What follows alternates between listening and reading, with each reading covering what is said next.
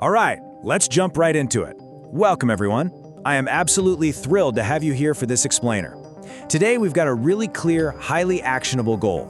We're going to completely demystify Kaoru Ishikawa's legendary 7 quality control tools. You know, what's kind of amazing and honestly a little surprising is that these incredibly simple tools, which were invented decades ago, are literally the exact same things keeping modern billion-dollar tech factories running smoothly today. No joke. So if you've ever dealt with a stubborn problem on the factory floor, or really any production process that just won't stay fixed, you are exactly where you need to be. We're going to master these powerful tools to permanently solve those headaches. Okay, so here's our roadmap for the explainer today. We're going to follow a real-world workflow from discovering a defect to keeping it solved. We'll cover the quality challenge, gathering data, prioritizing problems, finding root causes, controlling the process, and finally, mastering your toolkit. Kicking things right off with Section 1, the Quality Control Challenge. Look, we've got to ground ourselves in the absolute reality of manufacturing. I don't care how great your setup is, dispersion and defects, they're just inevitable. It's not about whether problems will pop up, it's about how we respond to them. Which brings us to a really fundamental question. Why do defects happen? Imagine you're walking the factory floor and you notice a wobbly machine part. The machine's spinning, but there's this distinct, undeniable wobble. Why is it doing that? Well, in a typical factory, you might go ask 5 different people and get 5 totally different guesses, based on, just their gut feelings. Okay, let's dive into this. That old way of doing things, it completely relies on opinion. We're talking guesswork, conventional methods, and assumptions.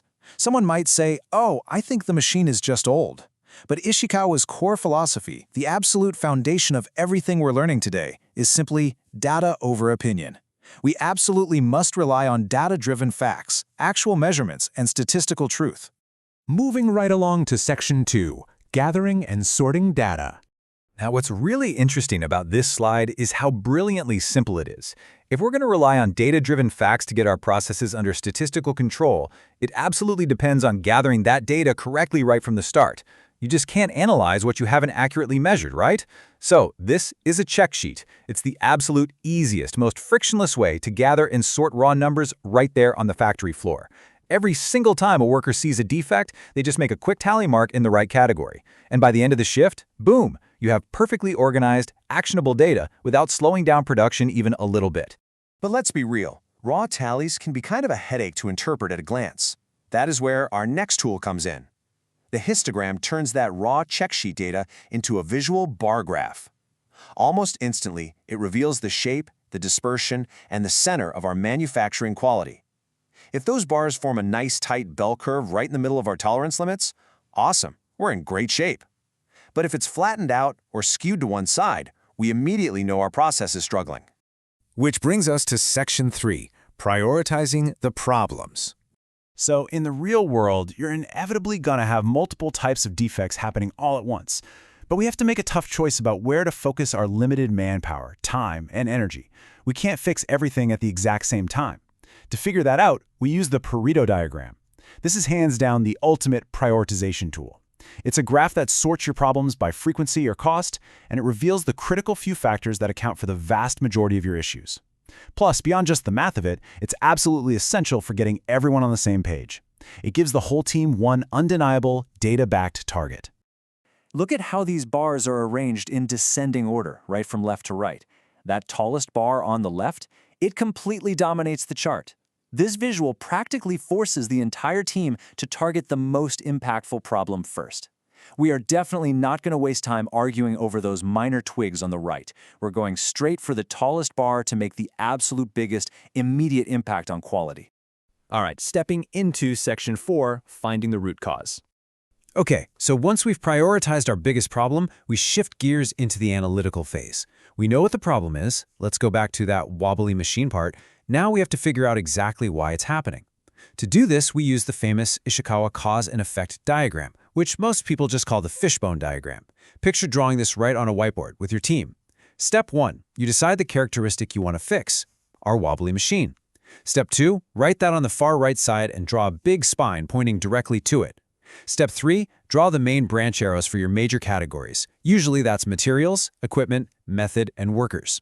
And finally, Step 4, brainstorm and add detailed little twigs off those main branches for literally every specific cause you can think of. I absolutely love this quote from Kaoru Ishikawa himself. He said, "If you use these marks on your cause and effect diagram, you can understand the level of ability in your factory." He's basically emphasizing that a highly detailed diagram, one with dozens of specific twigs, proves that the workers deeply, intimately understand their own production process. It's like a giant puzzle. If you only have a bare-bones diagram, it means you don't really know your own factory. Now, you might have a suspected cause from your fishbone diagram, but is it the actual root cause? We introduced the scatter diagram to scientifically prove if that suspected cause actually correlates with the defect. We're looking for positive correlation, where both factors increase together, or negative correlation, where one increases while the other decreases. If the dots are just completely randomly scattered everywhere, well, that causes a dead end. Move on to the next twig. And this brilliantly illustrates our next point in Section 5, controlling the process. Think about it. We gathered data, we prioritized the biggest defect, and we actually found and fixed the root cause. Awesome! Now, how do we move from merely fixing a problem to making absolute certain it never ever comes back? We do this by utilizing a control chart. This is, without a doubt, the daily heartbeat monitor of the factory floor. It lets us determine instantly whether a manufacturing process is in a stable, normal state, or if it's starting to display abnormal, out-of-control variations that are guaranteed to eventually lead to defects. Let's break down the anatomy of this chart. You've got your central line, that's your target or your average. Then you calculate your upper control limit and your lower control limit. Think of those like mathematically calculated guardrails based on standard deviations. Finally, you have your plotted daily data points. Every single day, you map the process. What we're looking for is super simple. Are data points jumping over the limit lines? If they are, your process is officially out of control. But check this out. Even if your data points haven't broken those guardrail limits, there's this fascinating statistical quirk. So the crucial point is the rule of 7. If 7 consecutive points fall on just one side of the center line, or if they're continuously rising or falling 7 times in a row, guess what? You have an abnormality. The math literally tells us it is highly statistically improbable for a normal process to do that. Something has shifted, and you need to investigate immediately, way before actual defects start happening. Okay, bringing us to our final phase, Section 6, Master Your Toolkit. We've looked at all these incredible instruments individually, but the real magic of the 7 QC tools is how they interconnect to create an unstoppable powerhouse for continuous improvement.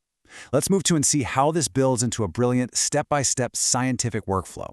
Step 1, you gather the facts on the floor with simple check sheets. Step 2, you understand the shape of your dispersion with histograms. Step 3, you stop wasting time and prioritize the biggest impact with a Pareto diagram. Step 4, you map out every possible reason with a fishbone diagram. Step 5, you verify the actual culprit using scatter diagrams. And finally, Step 6, you sustain that perfection forever using control charts. I want to remind you of one last vital insight from Ishikawa. He noted, "It is not a matter of just listing the causes. One must investigate the relationship between cause and effect." These 7 QC tools are phenomenal, truly a real game changer. But honestly, they're only lines on paper without you. They are only as effective as the critical thinking, the deep factory knowledge, and the relentless, data-driven investigation that your team actually puts into them. Which leaves me with a final, pretty provocative question for you to chew on. Are you ready to replace opinions with data in your own workflow? Seriously, the next time a process breaks down, will you accept a guess or will you demand the data? If you are ready to take that next step and truly master this data over opinion mindset, you have to check out the Scientific Problem-Solving course by Kaizen Academy. They actually have an amazing interactive app designed to help you actively practice and apply these very 7 QC tools in your daily work. Thank you so much for joining me on this explainer. Start tracking your data, find those root causes, and keep improving.